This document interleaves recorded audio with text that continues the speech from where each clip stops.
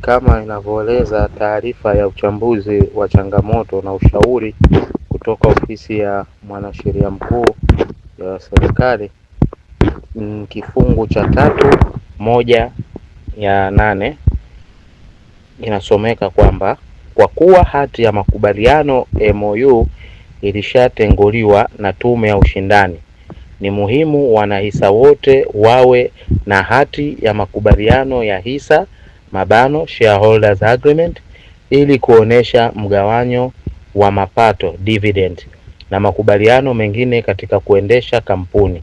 Pamoja na mambo mengine, inashauriwa makubaliano haya pia yaweke utaratibu mzima wa uendeshaji wa kampuni, hadhi na haki ya mwekezaji, na kuweka taratibu za kuendesha miradi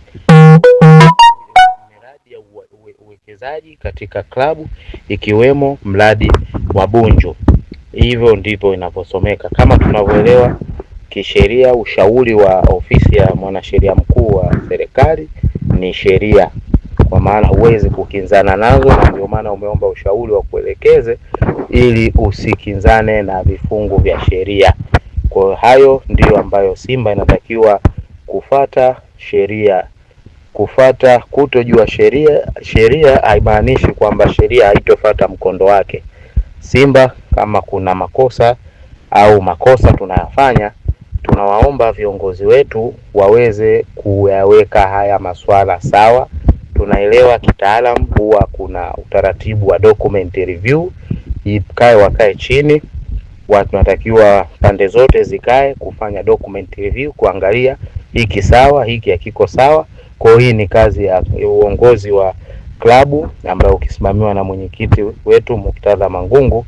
Hilo ni wajibu wake, ingawa hayo majukumu mengine ni ya bodi registered trustees, ambayo kikatiba majukumu hayo yalichukuliwa na bodi ya wakurugenzi. Kwa hiyo hayo mamlaka husika imeona hayo na wameshatoa miongozo ili sasa Simba iweze kurudi kuwa katika nguvu yake kama inavyotakiwa.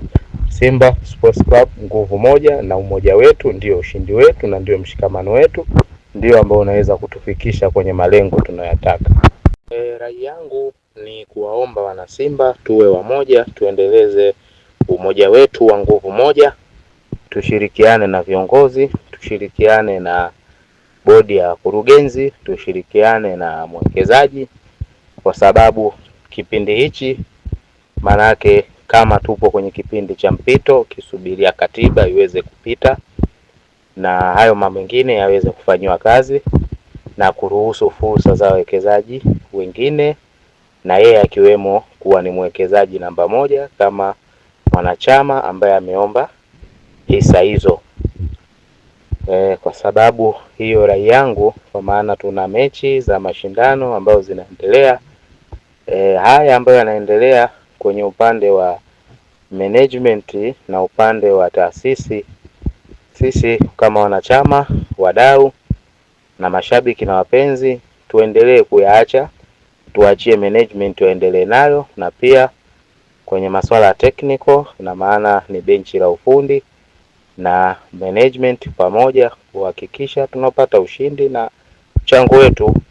Kwa hiyo ni haya yanayotokea yatusababishie tukatoka kwenye mfumo. Kwa naamini haya yatakaa sawa, lolote litakapotokea itaundwa steering committee kwa ajili ya kurescue situation na kuweza kusimamia kwenye kipindi hichi cha mpito kama itatokea lolote, lakini naamini hayo hayatotokea. Simba ni moja, nguvu moja. Shukrani.